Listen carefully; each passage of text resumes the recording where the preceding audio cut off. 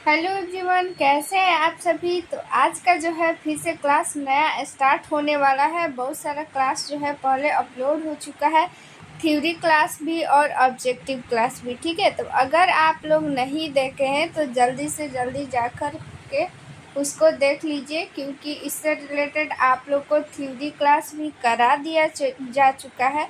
तो theory class कर करके उसके बाद आप लोग ऑब्जेक्टिव क्लास कीजिएगा तो और भी बहुत ही अच्छे तरीके से आप लोग को समझ में आ जाएगा। ठीक है, इससे पहले थ्योरी क्लास हो रहा था, लेकिन बहुत लोग का जो है कहना था कि मैम ऑब्जेक्टिव क्लास कराइए।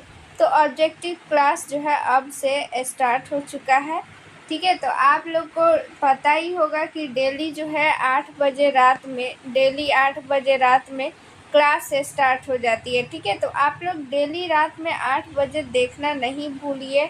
आप लोग टाइम से आ करके और ज़रूर क्लास को देखिए और ज़्यादा से ज़्यादा लोग को जो है वो शेयर कीजिए। ठीक है, इससे पहले आप लोग को बता दें कि आप लोगों के लिए पीडीएफ जो है वो तैयार हो चुका है। ठीक है, और पीडीएफ में प्रीवियस ईयर क्वेश्चन रहने वाला है और क्या रहने वाला है, नया जो भी एग्ज़ाम सिलेबस है उसके अकॉर्डिंग ये पीडीएफ को तैयार किया गया है। ठीक है, क्योंकि जो आने वाली वैकेंसी है नया सिलेबस पे आधारित है, तो उस सिलेबस के अकॉर्डिंग आप लोग को पीडीएफ में सारा क्वेश्चन अरेंज कर दिया गया है। साथ में प्रीवियस ईयर क्वेश्चन है, तो प्रीवियस ईयर क्वेश्चन आप सभी को पता है कि कितना जो है वो इम्पोर्टेंट है। ठीक है, 60 से 70% जो है जितना ये क्वेश्चन एग्जाम में आता है प्रीवियस ईयर क्वेश्चन से आता है। ठीक है, सेम टू सेम वैसा ही ऑप्शन।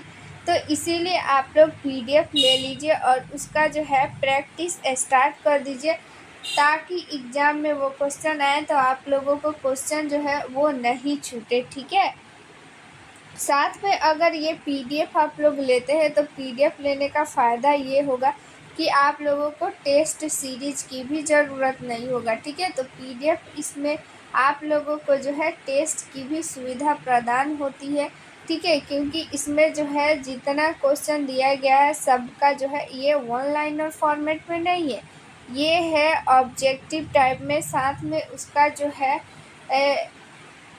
ऑप्शन जो है मल्टीपल ऑप्शन जो है दिया गया है। जैसे सेम टू सेम एग्ज़ाम में पूछा जाता है, सेम टू सेम वैसा ही इसमें दिया गया है। तो आप लोग जैसे टेस्ट देते हैं सेम वैसे ही टेस्ट जैसा ही है, तो जिससे आप लोगों की प्रैक्टिस जो है अच्छे से हो पाएगी और एग्ज़ाम में जो है वो आप लोगों का क्वेश्चन जो है वो गलत नहीं हो पाएगा। क्योंकि पता है कि जो भी परमानेंट वैकेंसी निकालती है बीटीएससी, तो उसमें उसका जो है निगेटिव रहता है और कितना रहता है 1/4।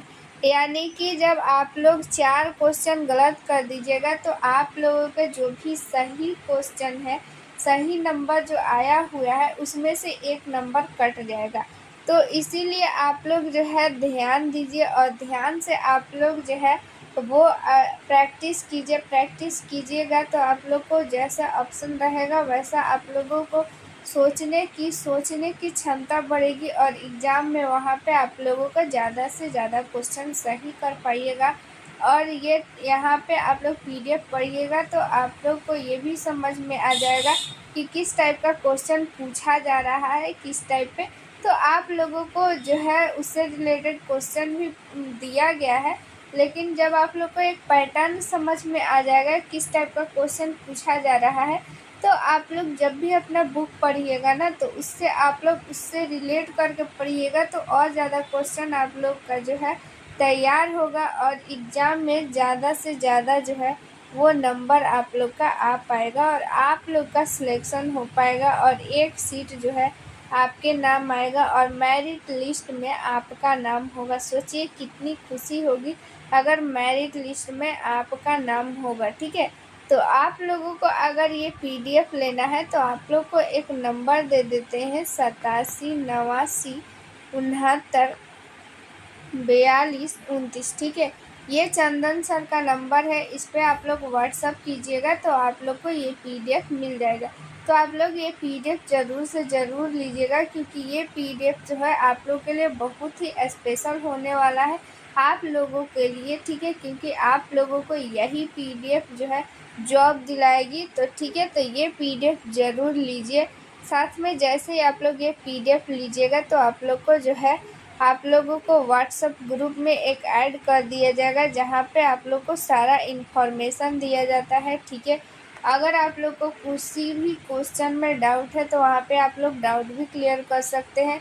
क्लास से रिलेटेड जितनी भी जानकारियाँ हैं ग्रुप में दे दिया जाता है, और भी जितनी सारी जानकारियाँ हैं ग्रुप में दे दिया जाएगा। तो आप लोग जैसे ही वो पीडीएफ लीजिएगा तो आप लोग को उस ग्रुप में जो है जोड़ दिया जाएगा। तो ज़रूर से ज़रूर ये पीडीएफ परचेज कीजिए और अपना एक सीट जो है वो कंफर्म कीजिए।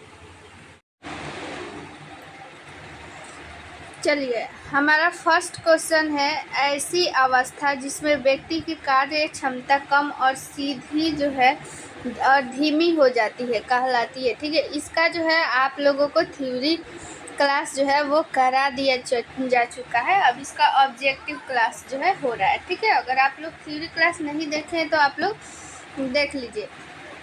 तो फर्स्ट ऑप्शन यहाँ पे देखिए क्या बोल रहा है, अस्वस्थता, ठीक है। स्वस्थता और अस्वस्थता, स्वच्छता और अस्वच्छता। तो देखिए यहाँ पे क्या बोला जा रहा है कि कार्य क्षमता कम और धीमी कब होगा। स्वच्छ और अस्वच्छ से तो कोई भी यहाँ पे कोई इफेक्ट पड़ने वाला है नहीं, ठीक है।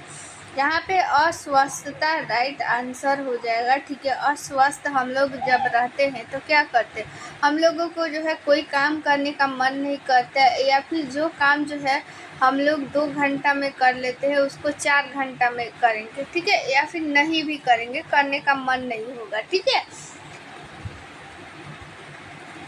चलिए अगला हम लोग क्वेश्चन देख लेते हैं, बीमारी के कारण है, ठीक है। बीमारी के कारण है, बीमारी के कौन कौन से कारण है पूछा जा रहा है, किस किस कारण से बीमारी होती है। ऑप्शन फर्स्ट है कारक, ऑप्शन बी है परपोषी, ऑप्शन सी है पर्यावरण, ऑप्शन डी है उपरोक्त सभी। ये सारा कुछ आप लोग को थ्योरी क्लास करा दिया जा चुका है, ठीक है। अभी सिर्फ और सिर्फ आप लोग को ये टेस्ट लिया जा रहा है कि आप लोग का जो है कितना सही हो रहा है, ठीक है। तो आप लोग कमेंट में ज़रूर बताइएगा आपका कितना जो है सही क्वेश्चन हुआ है, कितना में किताब का सही क्वेश्चन हुआ है, ठीक है। तो राइट आंसर उपरोक्त सभी हो जाएगा। बीमारी के कारण जो है सभी है, यहाँ पे परपोषी यानी होस्ट के कारण, पर्यावरण के कारण भी हमें बीमारियाँ होती है, और कारक जैसे कि कौन कौन से कारक है, ठीक है, जैसे कि यहाँ पे वायरस हो गया, बैक्टीरिया हो गया, प्रोटोजोआ, ये सब क्या है कारक है। तो ये सब के कारण भी बीमारियाँ होती है। तो राइट आंसर हो जाएगा ऑप्शन नंबर डी, ठीक है। चलिए हम अब देखते हैं 3 नंबर क्वेश्चन, ठीक है।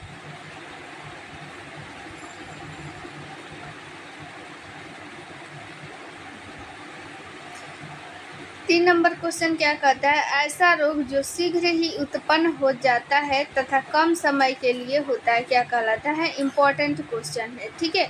ऑप्शन फर्स्ट है तीव्र रोग, ऑप्शन बी है जीर्ण रोग, ऑप्शन सी है संक्रमण रोग, ऑप्शन डी है जन्मजात रोग। यहाँ पे क्वेश्चन क्या बोला जा रहा है कि शीघ्र उत्पन्न हो जाता है और कम समय के लिए रहता है, ठीक है। ऐसा कौन सा रोग है, ठीक है, उस रोग को हम लोग किस कैटेगरी में रखेंगे, जो रोग जो है बहुत ही जल्दी हो जाता है और जल्दी ठीक भी हो जाता है। तो यहाँ पे हमारा जो है right answer option number A right answer हो जाएगा। तीव्र रोग उसको हम लोग बोलेंगे, इसको इंग्लिश में एक्यूट भी बोलते हैं, ठीक है, तो याद रखिएगा एक्यूट भी बोलते हैं।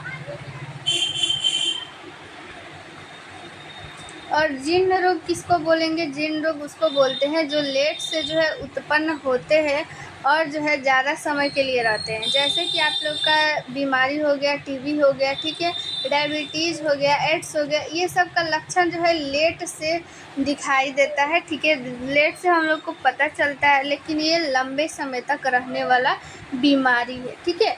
तो चलिए 4 नंबर क्वेश्चन देख लेते हैं। 4 नंबर क्वेश्चन क्या कहता है, ऐसा रोग जो माँ बाप से बच्चों में संचारित होते हैं, ठीक है। तो ऐसा रोग को हम लोग क्या बोलते हैं। ऑप्शन फर्स्ट है फोकल रोग, ऑप्शन बी है जन्मदिन रोग, ऑप्शन सी है आनुवांशिक रोग, और यहाँ पे ऑप्शन डी हो जाएगा, क्या हो जाएगा ऑप्शन डी वैज्ञानिक रोग। तो देखिए आप सभी को पता है कि इसको हम लोग क्या बोलेंगे, अनुवांशिक रोग बोलेंगे। जो रोग जो है माता पिता से बच्चों में जाता है, ठीक है, उसको हम लोग अनुवांशिक रोग बोलते हैं, ठीक है। उसको जन्मजात यहाँ पे रोग बिल्कुल भी नहीं होगा। जन्मजात उसको बोलते हैं जो रोग जो है जन्म से होता है, ना कि उसको माँ या बाप से होता है, ठीक है।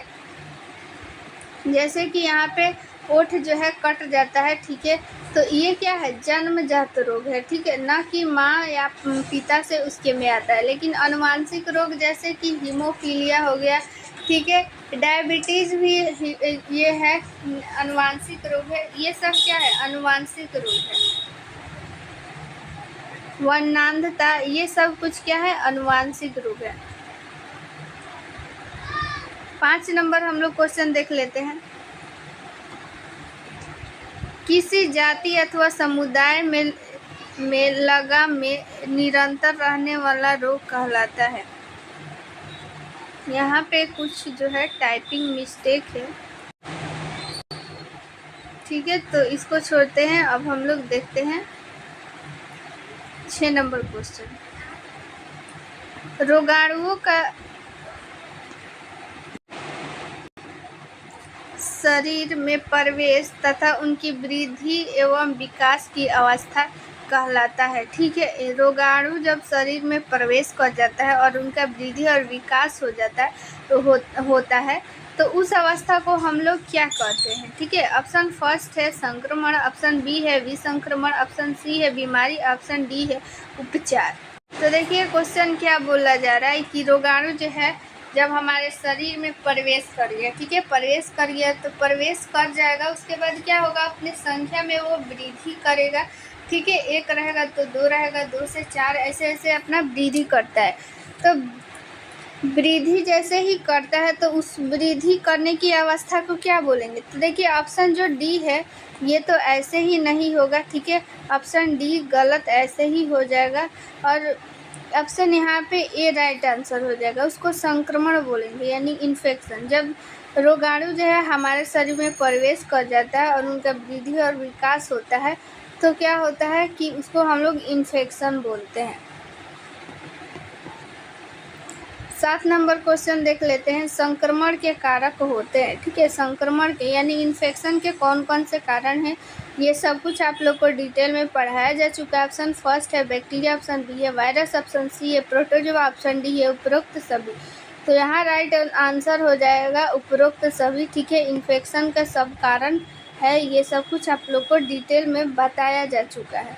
अगर आप लोग नहीं देखें तो ज़रूर से ज़रूर वो क्लास आप लोग देख लीजिए, थ्योरी वाला। रोग कारकों की वृद्धि को प्रभावित करने वाला कारक नहीं है। यहाँ पे ये पूछा जा रहा है कि रोग कारकों की वृद्धि को जो है कौन सा प्रभावित नहीं है, यानी कि कौन सा ऐसा कारण है जिससे जो रोग कारक है जैसे कि प्रोटोजोआ हो गया, बैक्टीरिया हो गया, वायरस हो गया, ये सब जो है वृद्धि उससे नहीं होता है, ठीक है, वृद्धि से उसको कोई प्रभाव नहीं पड़ता। ऑप्शन फर्स्ट है टेम्परेचर, ऑप्शन बी है प्रकाश, ऑप्शन सी है ऑक्सीजन, ऑप्शन डी है नाइट्रोजन। तो देखिए इसी टाइप का क्वेश्चन आप लोग के एग्ज़ाम में आता है, तो ये सारा कुछ आप लोग ज़रूर से ज़रूर पढ़ लीजिए। यहाँ पे ऑप्शन डी राइट आंसर हो जाएगा। नाइट्रोजन से उसको कोई भी प्रभाव नहीं पड़ता है वृद्धि और विकास में। अगर ये आप लोग को PDF चाहिए तो यहाँ पे आप लोग को व्हाट्सअप नंबर लिख दे रहे हैं 87 89 69 42 29, ठीक है। इस नंबर पे आप लोग व्हाट्सअप कर लीजिए, चंदन सर का नंबर है, इस पे आप लोग को ये PDF मिल जाएगा। ये PDF बहुत ही आप लोग के लिए इम्पॉर्टेंट है, ठीक है, क्योंकि सारा क्वेश्चन आप लोग देख सकते हैं कि नया सिलेबस के अकॉर्डिंग है। इसी तरह का कंफ्यूजिंग जो है ये आप लोग का पूछा जाता है क्वेश्चन, तो आप लोग पहले से प्रैक्टिस करके जाइए ताकि उस टाइम आप लोग को कोई भी दिक्कत नहीं हो, ठीक है। चलिए 9 नंबर हम लोग क्वेश्चन देख लेते हैं। अधिकतम रोग फैलाने वाले जीवाणु की pH पर अच्छी वृद्धि कर सकती है, यानी क्वेश्चन ये पूछा जा रहा है कि किस pH वैल्यू पे, ठीक है, pH किस वैल्यू पे जो है जो रोग फैलाने वाले जीवाणु है यानी बैक्टीरिया कितना pH रहेगा कि उसका जो है और ज़्यादा वृद्धि होगा। ऑप्शन जो है फर्स्ट है 6.2 से 6.6 pH। ऑप्शन बी है 7.6 से 7.7 7.2 से 7.6। ऑप्शन सी है 8.2 से 8.6। ऑप्शन डी है 9.2 से 9.6। तो यहाँ पे हमारा राइट आंसर हो जाएगा ऑप्शन नंबर बी 7.2 से 7.6 तक pH वैल्यू अगर जो है रहेगा रोगाणुओं का तो उस पर जो है और ज़्यादा जीवाणु का यानी बैक्टीरिया का वृद्धि होता है। ठीक है, चलिए 10 नंबर क्वेश्चन देख लेते हैं। संक्रमण से मुक्ति कहलाती है। बहुत ही इम्पोर्टेंट, वेरी इम्पोर्टेंट क्वेश्चन है। ये एग्जाम में पूछा गया क्वेश्चन है कि जब संक्रमण से यानी इन्फेक्शन से जब मुक्ति मिल जाता है, व्यक्ति स्वस्थ हो जाता है तो उस अवस्था को हम लोग क्या बोलते हैं। ठीक है, ऑप्शन फर्स्ट है पूर्तिता, ऑप्शन बी है अपूर्तिता, ऑप्शन सी है रोगाणुनाशक, ऑप्शन डी है संक्रमण। तो यहाँ पे राइट आंसर हो जाएगा ऑप्शन नंबर बी अपूर्तिता। ठीक है, यहाँ पे जब इन्फेक्शन से हम लोग को मुक्ति मिल जाएगा, जब हम लोग स्वस्थ हो जाते हैं तो उसको हम लोग अपूर्तिता बोलते हैं। याद रखिएगा, इम्पोर्टेंट क्वेश्चन। चलिए 11 नंबर क्वेश्चन देख लेते हैं। ऐसा कारक जो जीवाणु की वृद्धि को रोकता है। ठीक है, जीवाणु को वृद्धि को रोकता है यानी कि जो है वो बैक्टीरिया का जो वृद्धि होता है उसको नहीं होने देता है। ऑप्शन फर्स्ट है संपूषण, ऑप्शन बी है जीवाणुनाशक, ऑप्शन जो सी है वो है जीवाणु रोधी, ऑप्शन डी है वो है वाहक। ठीक है, तो यहाँ पे रोकने का काम देखिए, यहाँ पे ऑप्शन को जो है ठीक से वर्ड को पढ़िए, रोकने का काम बोल रहा है। ठीक है, तो जीवाणु रोधी कहलाएगा। रोकता कौन है? जीवाणु रोधी या जीवाणु नाशक है, यानी कि जीवाणु को जो है वो ख़त्म कर देता है, मार देता है। लेकिन जीवाणु जो रोधी होते हैं ना, उसको जीवाणु को जो है वृद्धि होने से रोकता है, यानी जितना है उतना ही रहने देता है या फिर धीरे धीरे उसको कम करता है। लेकिन जीवाणु नाशक जो है जीवाणु को मार देता है, और जीवाणु वाहक जो है वो जीवाणु का वाहक करता है, यानी कि ढोता है, एक से दूसरे में और फैलाता है। ठीक है, चलिए 12 नंबर क्वेश्चन देख लेते हैं। ऐसा कोई भी पदार्थ जो अनुकूल परिस्थितियों में रोग प्रतिरक्षियों के उत्पन्न का प्रोत्साहन कहलाता है। ठीक है, ऑप्शन फर्स्ट है एंटीजन, ऑप्शन बी है एंटीबॉडी, ऑप्शन बी है एंटीबायोटिक, ऑप्शन डी है एंटी इम्यूनिटी। ठीक है, तो यहाँ पे ऑप्शन जो फर्स्ट हो जाएगा वो है एंटीजन। चलिए 13 नंबर हम लोग क्वेश्चन देख लेते हैं। रोग कारकों के शरीर में प्रवेश होने पर शरीर द्वारा प्रतिरोधक तत्वों का निर्माण कर उन्हें नष्ट कर देना कहलाता है।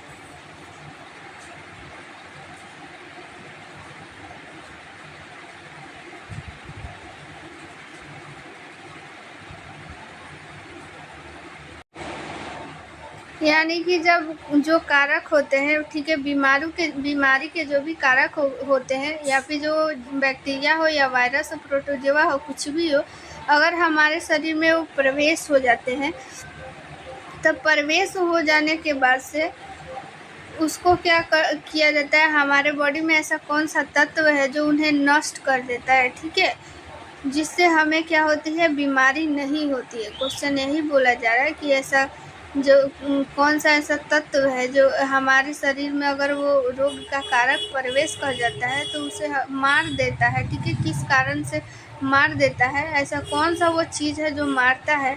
तो ऑप्शन फर्स्ट है एंटीजन, ऑप्शन बी है एंटीबायोटिक, ऑप्शन डी है इम्यूनिटी, ऑप्शन डी है एंटीबॉडी। तो आप सभी को पता है इम्यूनिटी जो है प्रतिरोधक जो होता है वही मारता है बीमारी को। ये सब कुछ जो है हम लोग डिटेल में जान चुके हैं कि कैसे मारता है प्रतिरोधक। ठीक है, और कैसे क्या प्रतिरोधक बोलते हैं, कैसे काम करता है, इसका फंक्शन सारा कुछ डिटेल में जान चुके हैं। फिलहाल अभी यहाँ पे हम लोग केवल ऑब्जेक्टिव क्लास कर रहे हैं। ठीक है, तो इम्यूनिटी हो जाएगा, इसको हिंदी में प्रतिरोधक भी बोलते हैं। टीका के प्रकार है। ठीक है, टीका कितने प्रकार के होते हैं, इम्पोर्टेंट क्वेश्चन है। ऑप्शन फर्स्ट है जीवित टीका, ऑप्शन बी है मृत टीका, ऑप्शन सी है मिश्रित टीका, ऑप्शन डी है उपरोक्त सभी। तो उपरोक्त सभी आंसर हो जाएगा। ठीक है, जीवित, मृत और मिक्स जो है, जिसको हम लोग जीवित को लाइव वैक्सीन भी बोलते हैं, और मृत जीवाणु टीका को हम लोग बोलते हैं डेड वैक्सीन, और मिक्स्ड टीका को बोलते हैं मिक्सर वैक्सीन। जीवित टीका में क्या होता है कि इसमें जितने भी जो भी तत्व होते हैं, चाहे वो बैक्टीरिया हो, वो कुछ भी हो, जिस चीज़ से वो बनाया जाता है, तो उसमें जीवित फॉर्म में वो रहता है, ठीक है। और मृत में क्या रहता है कि मृत जीवाणु टीके में जो जीवाणु होते हैं वो मृत अवस्था में रहते हैं। मिश्रित टीका में क्या होता है कि जो जीवाणु होते हैं ना, वो मिश्रित में मिक्स, इसके नाम से ही पता चल रहा है मिश्रित, यानी कि जीवित और मृत दोनों रहता है, ठीक है। तो यहाँ पे ऑप्शन डी राइट आंसर हो जाएगा। चलिए यहाँ पे 15 नंबर हम लोग क्वेश्चन देख लेते हैं। टीकों के स्थानीय प्रतिक्रियाएं हैं, ठीक है। टीकों के स्थानीय प्रतिक्रियाएं यानी कि रिएक्शन का बात बोला जा रहा है कि जब टीका लगाया जाता है तो मामूली जो रिएक्शन होता है, ठीक है, वो कौन सा ऐसा रिएक्शन है जो होता है टीका लगाने के बाद। ऑप्शन फर्स्ट है खुजली, ऑप्शन बी है सूजन व लालिमा, ऑप्शन सी है बुखार, ऑप्शन डी है बेहोशी। तो यहाँ पे राइट आंसर हो जाएगा सूजन और लालिमा। देखिएगा ज़्यादातर पेंटा जो लगाया जाता है, ठीक है, पेंटा आप लोग बताइएगा कि कहाँ लगाया जाता है, लेकिन पेंटा जहाँ भी लगाया जाता है वहाँ पे सूजन और वहाँ पे क्या हो जाता है, रेड हो जाता है, ठीक है। 16 नंबर क्वेश्चन देख लेते हैं। बच्चों में प्राणघातक बीमारी है, ठीक है, जिससे कि बच्चों में क्या हो जाती है कि प्राण भी चली जाती है, बच्चों का डेथ भी हो जाता है। ऑप्शन फर्स्ट है बुखार, ऑप्शन बी है काली खांसी, ऑप्शन सी है सर्दी जुकाम, ऑप्शन डी है पेट दर्द। तो जो काली खांसी होती है ना, बच्चों के लिए एक प्राण जो है घातक बीमारी है, ठीक है। काली खांसी, जिसको हम लोग पार्टूसिस भी बोलते हैं इंग्लिश में, ठीक है। इसमें क्या होता है कि खांसी बहुत ज़्यादा आती है, जिससे क्या हो जाता है कि बच्चों की जो है सांस फूलने लगता है, और सांस फूलने की वजह से वो सांस नहीं ले पाता है, ठीक है। तो कभी कभी इस तरह से उसकी मृत्यु भी हो जाती है। तो काली खांसी के लिए कौन सा टीका लगाया जाता है, जो डीपीटी होता है ना, डीपीटी, तो डीपीटी में भी डिप्थीरिया पार्टूसिस टिटनेस इसका फुल फॉर्म होता है। तो डीपीटी में भी काली खांसी का जो है टीका लगाया जाता है। प्लस में पेंटा में भी जो 5 प्रकार की टीका होता है ना, तो पेंटा में भी एक जो है पार्टूसिस होता है, ठीक है। तो ये पार्टूसिस जो है उसमें पेंटा में के लिए लाभदायक है, पार्टूसिस के लिए पेंटा वैक्सीन लाभदायक है। टीकाकरण का उद्देश्य जानते हैं कि उद्देश्य क्या है। 17 नंबर क्वेश्चन, टीकाकरण का उद्देश्य जान लेते हैं। आखिर टीका का उद्देश्य क्या है, हम लोग इतनी मेहनत क्यों करते हैं, टीका क्यों लगाते हैं, ठीक है। ऑप्शन फर्स्ट है मातृ मृत्यु जो है वो कम करना, ऑप्शन बी है शिशु मृत्यु को कम करना, ऑप्शन सी है रोग प्रतिरोधक क्षमता उत्पन्न करना, ऑप्शन डी है उपरोक्त सभी। थोड़ा यहाँ पे जो है बगल में शादी है तो थोड़ा सा शोरगुल आप लोग को जो है सुनाई देता होगा, लेकिन उसको आज के लिए जो है इग्नोर कीजिएगा, इसके लिए सॉरी। तो यहाँ पे देखिए टीकाकरण के उद्देश्य के लिए यहाँ पे सबसे पहले यहाँ पे ऑप्शन डी राइट आंसर हो जाएगा, क्योंकि यहाँ पे मातृ मृत्यु दर को कैसे कम करता है, जब जो है शिशु जैसे पेट में रहता है तो उसको टीडी लगाते हैं, ठीक है। तो टीडी क्या करता है, माँ और बच्चे दोनों को डिप्थीरिया और टेटनस से बचाता है, और बच्चों को जो है तो मृत्यु दर से बचाता ही है, जैसे उसमें जो है पीसी भी दिलाता है निमोनिया के लिए। और फिर काली खांसी, ये सब क्या है बच्चों के लिए क्या रहता है, सब ये सब बीमारियां बच्चों के लिए प्राण घातक बीमारियां है। तो ये सब बीमारियों से बचाता है, जिससे कि मृत्यु दर भी कम होती है, शिशु मृत्यु दर। रोग प्रतिरोधक क्षमता तो उत्पन्न करता ही है, रोग प्रतिरोधक क्षमता उत्पन्न करता है, तभी तो वो उस प्रकार की बीमारी नहीं होगी। तो यहाँ पे राइट आंसर जो हो जाएगा तो डी आंसर हो जाएगा।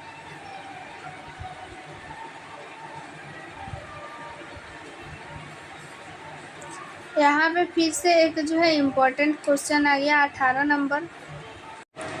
देखिए यहाँ पे सारा जो है इम्पोर्टेंट क्वेश्चन है जो भी एग्ज़ाम में आया हुआ है, ठीक है।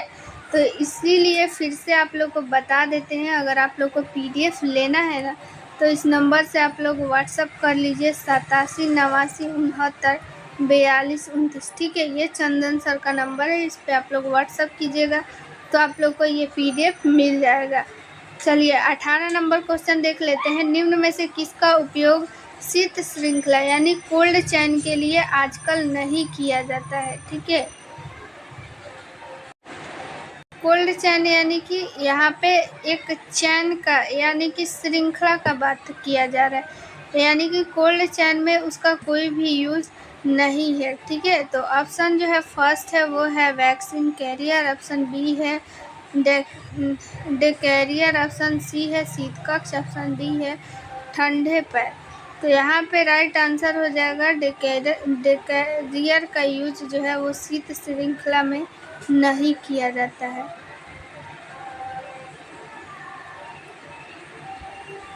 उन्नीस नंबर हम लोग क्वेश्चन देख लेते हैं। अपशिष्ट पदार्थ प्रबंधन के फल के छिलके, चाय के कप, कागज आदि किस डिब्बे में डाला जाता है? इम्पोर्टेंट क्वेश्चन है, ठीक है।